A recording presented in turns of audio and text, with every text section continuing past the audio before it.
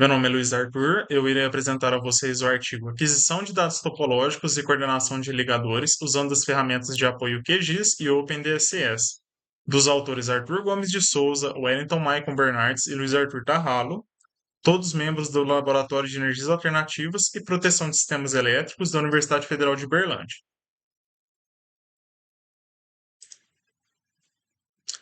Então, dando um início, já salientando que a operação do sistema elétrico de potência ele envolve diversos tipos de eventos que podem ser indesejados, tais como as falhas, necessitando então de um bom planejamento e de equipamentos bem coordenados. Então, para isso, precisa também de uma proteção robusta, pronta para os mais devidos eventos que possam acontecer e responder de forma eficiente e rápida. Aliado a isso, temos a introdução de equipamentos ligados à indústria 4.0, que é uma revolução tecnológica, tais como o IoT, né, Internet das Coisas, que ela contribui muito para o sistema elétrico de potência na questão da medição, do envio de informações com mais velocidade, estando muito presente, por exemplo, nas modernas subestações digitais. O foco deste trabalho é a coordenação de religadores em uma rede elétrica real da cidade de Uberlândia, em Minas Gerais. A obtenção dos parâmetros da rede analisada foi feita a partir da base de dados geográfica da distribuidora, o BDGD. A realização das simulações de corrente de curto-circuito foi feita no software open source, OpenDSS, amplamente conhecido no emprego em rede de distribuição. Por fim, vale salientar que a parametrização e coordenação dos ligadores foi feita de acordo com as normativas da concessionária local, ou seja, a CEMIG. O processamento dos dados do BDGD foi feito utilizando o software QGIS e seguindo as diretrizes do módulo 10 do PRODIST, os procedimentos de distribuição. Para tal, precisa ser feita a filtragem de camadas, em que podemos destacar para este trabalho duas camadas: a SECCOM, com os dados de cabeamento, como por exemplo resistências, reatâncias, capacidade de corrente, né? E o NTRD, que possui os dados de transformadores, tais como o número dele, a potência nominal, perdas no ferro, perdas totais. Aqui pode-se ver um esquemático do alimentador a ser trabalhado, presente na cidade de Uberlândia. Então, esse alimentador, o que a gente pode ver nele? As linhas azuis próximas ao quadrilátero vermelho são as linhas de transmissão chegando à subestação. O quadrilátero vermelho é a subestação propriamente dita. Os riscos mais finos em vermelho são as redes de distribuição, os círculos em verde são os transformadores e os círculos em pretos com os nomes em azul são os religadores. Então, para a modelagem da rede no OpenDSS, foi feito o uso de line codes para a definição das linhas de distribuição, assim como para a definição de outros elementos, tais como os transformadores e cargas. O OpenDSS foi utilizado principalmente na realização de simulações de corrente de curto-circuito no código, né? Para a determinação da menor corrente de falta, a fim de parametrizar corretamente os ligadores. Então, podemos definir que a configuração dos ligadores ela seguiu as diretrizes da CEMIG de acordo com a norma ND 4.15.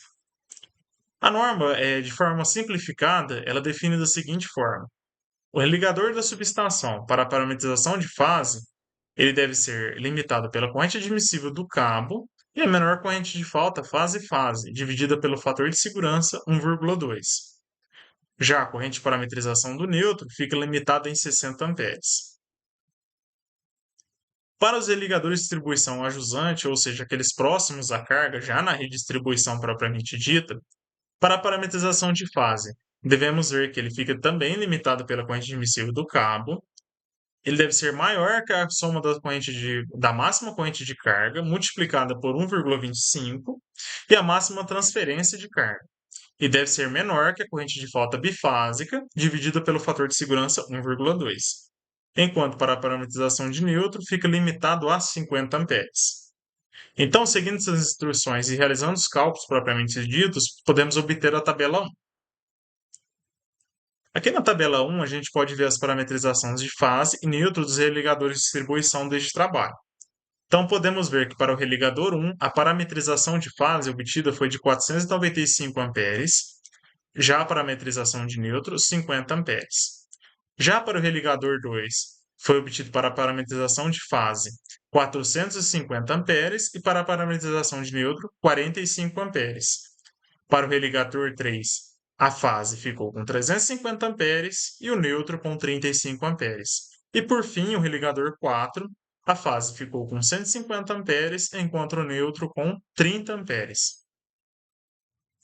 Agora, para a coordenação dos irrigadores, foi feita a análise dos dados do equipamento mais ajusante até o equipamento amontante, aquele mais próximo da subestação, para coordenar a atuação dos irrigadores de forma eficiente e seguindo a norma. Então, foi feito o uso de duas curvas de atuação, a rápida e a lenta. Visa-se garantir um tempo de intervalo de coordenação, um ITC, mínimo de 0,2 segundos para todos os níveis de curto-circuito, sendo esse um tempo de atuação conforme a norma IEC 60.255, dígito 3. Dando continuidade nessa figura, a gente pode ver um esquema simplificado dos religadores presentes na figura 1, sendo o religador 1 o mais próximo à subestação, ou seja, aquele mais amontante, e o religador 4 o mais distante, ou seja, aquele mais ajusante. Então, dando continuidade, para a coordenação dos religadores foi estabelecido da seguinte forma. Deve haver coordenação entre R4 com R2 e R3. R2 e R3 deve ter coordenação com R1 e R1 com o religador da subestação, para garantir, então, da seletividade na detecção de falhas em qualquer ponto da rede. Já foi feito o cálculo do dial de tempo, o Timer Multiplier Setting, TMS. Para a subestação, foi obtido um tempo de 0,5 segundos. Para o religador 1, um tempo de 0,3 segundos. Para o religador 2, um tempo de 0,2 segundos. Para o religador 3, um tempo de 0,2 segundos também. E para o religador 4, um tempo de 0,1 segundos, sendo esses dados obtidos após os testes realizados. Foi feito uso de uma rotina em Python para a construção do coordenograma, conforme podemos ver na figura a seguir. Aqui no coordenograma, podemos ver que a coordenação foi feita de forma eficiente, utilizando as curvas lentas do alimentador. Então, a gente pode ver aqui, em azul, o TMS para o religador 4, a curva do religador 4, em laranja, a curva do religador 3, em verde, a curva do religador 2, em vermelho, amarronzado, a curva do religador 1 e roxo, mais acima, a curva da subestação. Então, podemos concluir com esse trabalho que o emprego de dados públicos de um alimentador real se prova eficiente para estudos acadêmicos. O uso de um software ou do software QGIS para identificar componentes de rede também é bem eficaz. E a implementação de um código junto ao OpenDS para simulação de faltas elétricas, por exemplo, também é de muito bom uso. Então, foi também estabelecido que é possível, até através dessas ferramentas, parametrizar e coordenar religadores presentes em uma rede real. E deve ser feito esclarecimento de que esse estudo ele é acadêmico e não possui ligação direta com a concessionária de energia. Então, por fim, podemos destacar que foi possível obter resultados satisfatórios na coordenação dos religadores. Como podemos ver nas figuras, analisando então 4 religadores presentes numa rede real, ligados à subestação Uberlândia 7, na cidade de Uberlândia, Minas Gerais, seguindo inclusive o dito pela concessionária local, a CEMIG, conforme suas normas.